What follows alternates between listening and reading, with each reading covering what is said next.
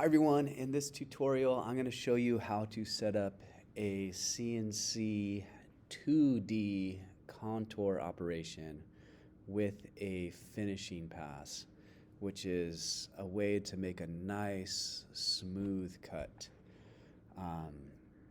So here when we're done we should have something that looks like this. This is our roughing pass, and then it does one more pass to kind of clean it up and make it nice and smooth.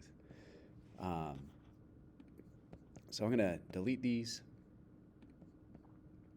and I'm going to start from scratch. So the first step is to make a new setup. So I'm going to go to the setup menu and click new setup. I've already done this, so it kind of already knows what I want. The first thing is going to be to set your operation type to milling if it's not already set to that. Your work coordinate system, you're going to select model orientation and then stock box point. And when you do that, you're going to see all these little white points that show up. And we want to select the front left bottom point right there. And the orientation should be like X to the right, Y kind of going in the front back position, and Z pointing upward. Since I have multiple bodies, for my model, I'm going to select and click on both of the bodies or all of the bodies that I want to cut out. That's all I need to do there. For my stock, I want to select a fixed box size, and I need to make it big enough so that there's at least a 1-inch margin on each of my margins. So I'm going to make this about 8 and this about 10. I don't know. For my height, I can set this to my panel thickness, and that's the dimension that was determined in your parameters. You could also just hard code that value in there.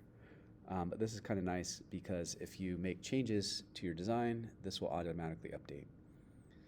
So I'm done with my setup. I'm going to click OK. Now I'm going to go to my 2D tab or menu, drop down, and go to 2D contour. All right, so we're going to set up our leads and links. I'm going to select my 3/8 inch flat end bit. If that is not showing up, you'll just be able to go to a menu and select the 3/8 flat end milling bit. For my spindle speed, I'm going to set this to 18,000, which is an aggressive spindle speed, but we have an aggressive machine. For my cutting feed rate, I'm going to set that to 600. For my plunge feed rate, I'm going to set that to 30. And for my flood, for my coolant, I'm going to disable that. All right, so that's my tool, my feeds and speeds. On this multi-axis tab, I don't need to select anything. For geometry, I want to go ahead and select all the bottom contours. So you can see I hover over that bottom contour, I'm going to select it. Hover over this bottom contour, I'm going to select it. I do not want the top contour, that's the top. I want to hover down, select the bottom. Bottom, bottom. Great. So now my tabs, I want to have my tab widths between about 0.25 and 0.375, depending on the piece that I'm cutting out. I like to set my tab height a little bit thicker, maybe 1/8 of an inch. Well, that's not 1/8. So like 0.125. For tab positioning, I set this to number of tabs and then set it to 0 so I can do manual tabs. And I'm just going to put 1 or 2 per edge, maybe 1 each here, here, here, here. That might be too many, but whatever. I don't want to select tabs anywhere where there's a curve, like so I wouldn't want to put a tab here. And I'm not going to put any tabs where my square stock is going to fit through. This is such a small slot that it's all going to basically turn into dust, and it's going to be sucked up by the dust collector. All right, so that looks good.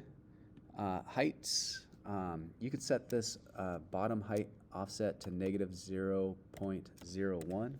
That's just going to ensure that you cut all the way down through your material, and there's none left over that you have to manually clean up afterwards. For my passes, I don't need to, I am going to change this finishing feed rate to 300, which is going to slow down the machine a little bit and make sure I get a nice, clean, smooth cut. I'm going to click on roughing passes, and my maximum step over, I'm going to make this 0.01. So it's going to do a roughing pass and leave just a 100th of an inch, and then it's going to come back and do a nice, clean pass and do my finishing pass. So let me hide these so I have more room.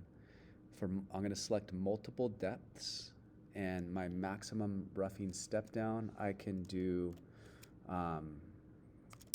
panel thickness plus 0.05. So in this case, it would be about 0.55 inches. Finishing step downs, I'm going to say 0. Finishing step down, I want to do this also, panel thickness plus 0.05. Look what happened here. I don't like how that turned to 0.052. That's not enough. I'm going to change it to 0.55. And for finishing step down, I'm going to do the same thing, 0.55. And I think that looks good. All right. I don't need to select any stock to leave, smoothing, feed optimization, linking. I don't need to do anything. And let me just check everything here. All right, this looks good. This looks good. Yep. Looks good. I'm going to click OK. And now my operation is set up. And so I should be able to go to Actions and go Simulate. Oh, I didn't have the thing selected. So I got to select the thing I want to simulate.